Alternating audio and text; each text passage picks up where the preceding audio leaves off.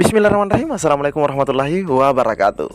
Di video kali ini admin kembali berbagi info update buat rekan-rekan semua, yaitu informasi terkait rapat pembahasan RPP manajemen ASN tahun 2024 ini, teman-teman ya.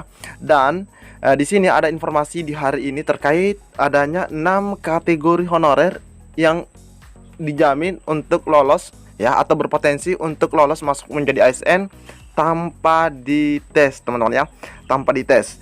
Jadi silahkan disimak videonya dengan baik, jangan di skip agar tidak salah dalam memahami informasi yang admin bagikan. Nah, untuk rapat pembahasan RPP manajemen ASN ini sudah dilihat oleh rekan-rekan yang lain, yaitu 3.258 kali, teman-teman ya. Nah, ini dilihat pada hari Kamis. Nah, teman-teman ya, hari Kamis 15 Februari. Jadi silahkan disimak videonya, jangan perhatikan atau tidak usah mendengarkan suara-suara berisik, teman-teman ya. Abaikan saja jika ada suara-suara begitu. Oke, kita lanjut saja ke info yang pertama. Oke, ini informasi di hari ini, teman-teman ya. Selamat 6 honorer kategori ini bisa jadi. Nah, ini bisa jadi P3K tanpa tes. Pertanyaannya, apakah Anda termasuk? Jadi buat teman-teman semua yang lagi menonton, apakah Anda termasuk? Oke, kita scroll ke bawah. Ternyata ada honorer dengan kategori tertentu yang bisa diangkat jadi P3K tanpa tes. Siapa sajakah non-ASN yang dimaksud? Tentu ini jadi kabar gembira bagi para tenaga honorer yang bercita-cita menjadi P3K, di mana mereka berkesempatan jadi ASN tanpa harus mengikuti ujian. Karena itu honorer sepatutnya tidak melewatkan kesempatan emas untuk menjadi P3K tanpa tes di tahun 2024 ini. Aminur Rahman, anggota DPR RI dari fraksi Nasdem, secara langsung mengumumkan tentang pengangkatan P3K tanpa ujian. Ya, jadi di sini katanya pengangkatan, teman-teman ya, tanpa ujian di beberapa waktu yang lalu. Namun ada beberapa ketentuan yang perlu diperhatikan oleh tenaga honorer terkait pengangkatan P3K tanpa ujian. Jadi ada yang perlu diperhatikan. Pengangkatan P3K dengan tanpa tes hanya berlaku untuk beberapa kategori tenaga honorer, yaitu tenaga honorer di bidang fungsional, administratif, pendidikan, kesehatan, penelitian, pertanian. Terlepas dari itu, Menteri Pan-RB Abdullah Azwar Anas mengikuti arahan Undang-Undang Nomor 20 Tahun 2023 tentang Aparatur Sipil Negara atau ASN itu, teman-teman ya. Jadi di sini ada 6 ya, ada 6, ada pertanian, ada penelitian, terus ada kesehatan, pendidikan, ada administratif dan tenaga honorer di bidang fungsional. Itu, teman-teman ya, ada 6. Menteri Anas dalam hal ini, honorer akan segera mendapatkan nomor induk pegawai pemerintah dengan perjanjian kerja atau NIP untuk pegawai pemerintah dengan perjanjian kerja. Menteri Anas menegaskan komitmennya untuk menyelesaikan permasalahan honorer sesuai dengan mandat pasal 66 Undang-Undang ASN yang menetapkan batas waktu hingga 31 Desember 2024. Langkah awal dalam penuntasan masalah honorer ini dimulai dengan rekrutmen CPNS dan P3K tahun 2024 dengan formasi sekitar 2,3 juta. Dari total formasi tersebut, ada sebanyak 1,6 juta yang dialokasikan untuk P3K di instansi pusat dan daerah. Proses seleksi P3K tahun 2024 akan melibatkan beberapa mekanisme. Di antaranya adalah pemberian formasi khusus bagi honorer. Nah, ini teman-teman ya, ada formasi khusus bagi tenaga honorer.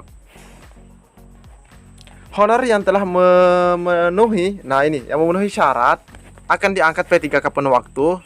Sementara bagi non-ASN yang tidak memenuhi syarat akan menjadi paruh waktu. Jadi ini teman-teman harus tahu perbedaannya. Kalau yang memenuhi syarat itu penuh waktu dan yang tidak memenuhi syarat itu masuk part time. Mereka yang diangkat sebagai P3K baik penuh waktu maupun paruh waktu harus memenuhi persyaratan administrasi dan memiliki kinerja baik. Jadi ada 2 syarat utama, yaitu memenuhi persyaratan administrasi atau dokumen, dan yang kedua memiliki kinerja yang sesuai. Menteri Anas juga menyebutkan bahwa akan ada kebijakan mekanisme seleksi yang khusus untuk P3K penuh waktu dan paruh waktu.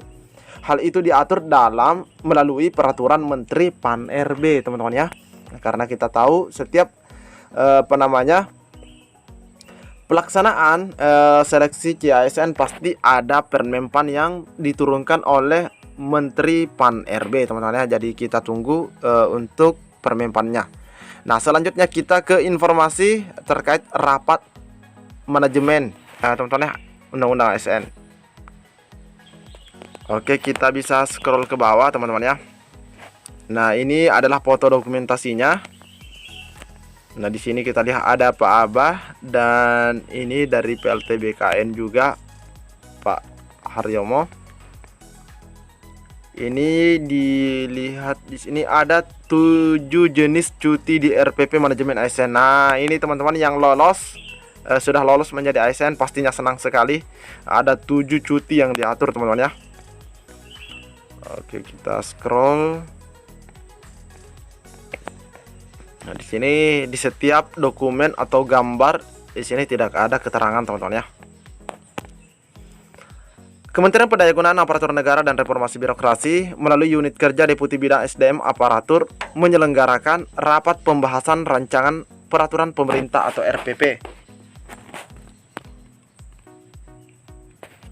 tentang manajemen aparatur sipil negara di Jakarta pada hari Kamis tanggal 15. Tanggal 15 dipimpin oleh PLT Deputi Bidang SDM Aparatur Kementerian Pan-RB, yaitu Bapak Abbas Subagja.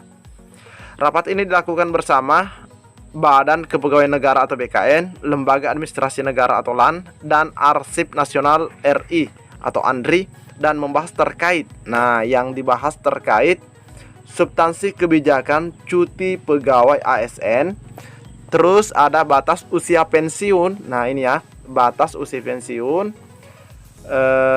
jabatan, serta talenta karir. Jadi itu yang dibahas, teman-teman ya.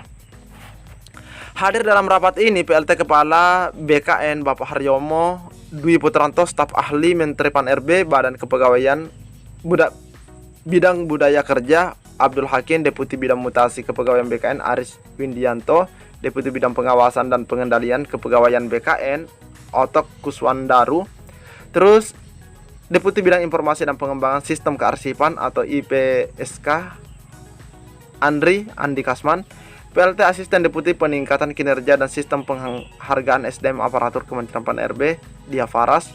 PLT Asisten Deputi Manajemen Talenta dan Peningkatan Kapasitas SDM Aparatur Kementerian Pan-RB, yaitu Bapak Agus Yudi Wicaksono.